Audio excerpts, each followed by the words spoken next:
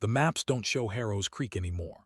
It was wiped from the geography of the state 40 years ago, declared a hazard zone after a chemical spill that never actually happened. Elias Thorne, an investigative journalist specializing in the paranormal, knew the truth lay in what wasn't being said. Armed with a flashlight and his camera, he stepped past the rusted warning signs and into the valley. The air here was thick, stained with a supernatural teal fog that seemed to swallow the light. The trees were skeletal giants stripped of their bark, standing like sentinels over a graveyard of industrial decay and rotting wooden cabins. As Elias ventured deeper, the silence wasn't empty. It was heavy, watching him from the shadows of the twisted pines. Why did an entire population of 300 people vanish overnight without taking a single belonging? Why do the trees in this valley refuse to grow leaves, yet the moss thrives in the shape of human footprints? And who is the figure that locals claim to see standing atop the asylum spire when the moon is hidden? But the burning question that drove Elias into this nightmare is this.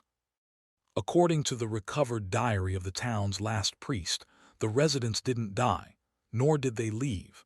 So where are they hiding, and what terrible price did they pay to achieve the eternal quiet? Elias navigated the swampy terrain, the ground squelching beneath his boots like wet flesh. He passed the ruins of the town square, where an abandoned church stood askew, its wood blackened by a fire that burned cold inside the church. He found the pews arranged not facing the altar, but facing the cellar door.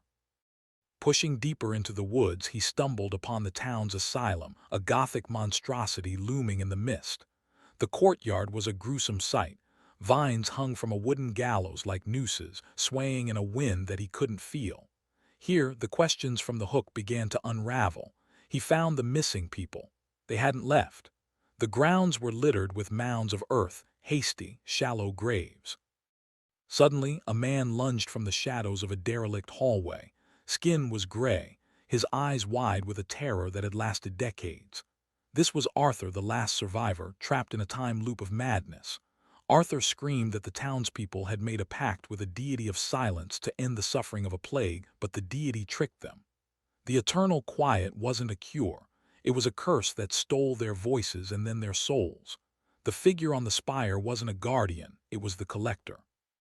Arthur warned Elias that the screaming lady was coming, the first victim of the pact, who now hunted anyone who dared to make a sound.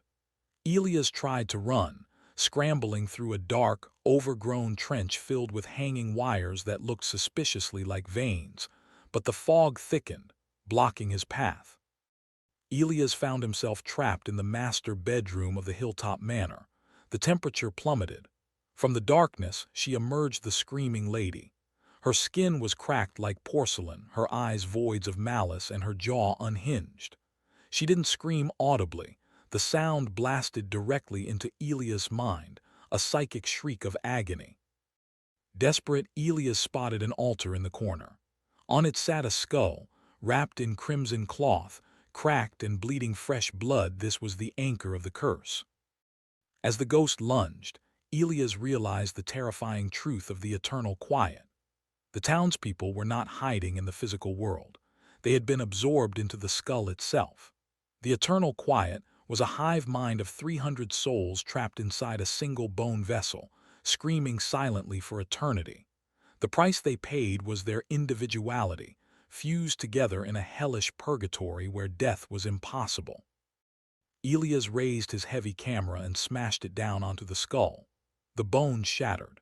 A deafening, collective wail of 300 voices erupted, shattering all the glass in the manor.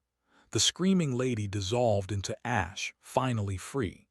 The fog lifted, and for the first time in 40 years, the sound of a real bird singing broke the silence of Harrow's Creek.